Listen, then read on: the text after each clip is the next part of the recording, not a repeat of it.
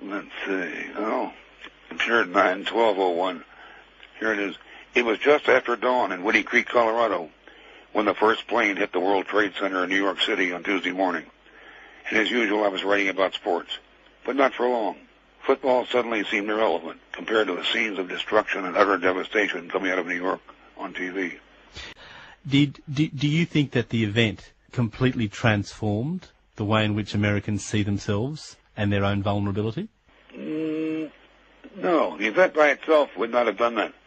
I've seen planes hit the Empire State Building before. I didn't go totally out of my mind. People have been killed. But it was the way the administration was able to use that event and to, use it as a springboard for everything they wanted to do.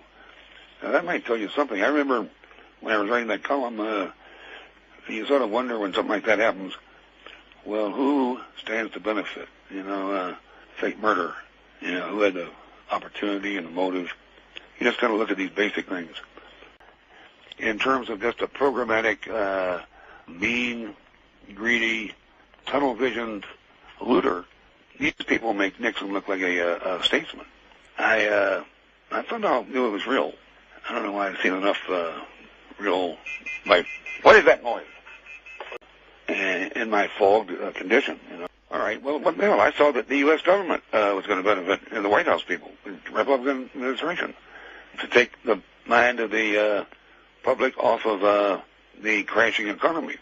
Now, you want to keep in mind that every time a person named Bush gets into office, the nation goes into a drastic recession, they call it. It sounds almost like the plot of that film Wag the Dog, where film producers sort of concocted a national event to inspire patriotism to take the public's minds off misdemeanors committed by the president. It seems a very long bow to me, but are you sort of suggesting that this worked in the favour of the Bush administration? Oh, absolutely.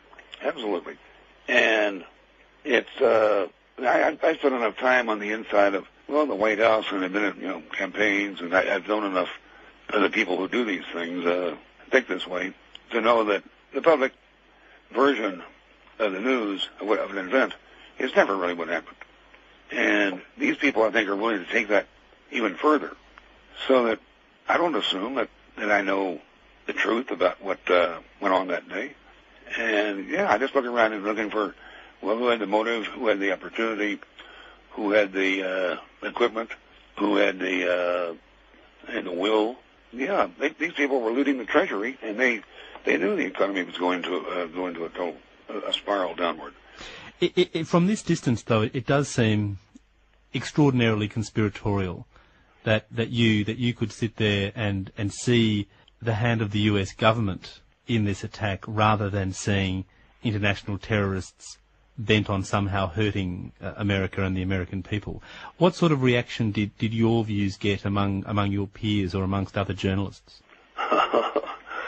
Well, it was greeted universally with kind of nervousness, and almost nobody agreed with me, but nobody thought it was the right thing.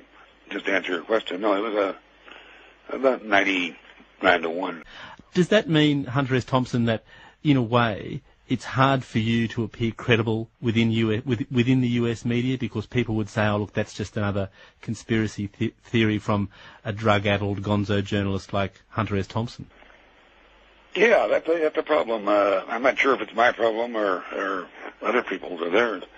But I'm looking at this column and the one after it. I've been right so often, and my percentages are so high. I'll stand by this column that I wrote that day and the next one. So what appears to be maybe gonzo journalism, well, I'm not sure where. I'm not going to claim any prophetic powers, but